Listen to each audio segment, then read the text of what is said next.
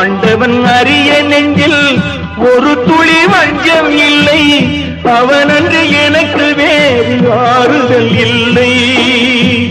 மனிதனம்மா மயங்குகிறேன், தவறுக்கு துணிந்த மனிதன் அழுவதில்லையே, தவறியும் வானம் மண்ணில் விழுவதில்லையே.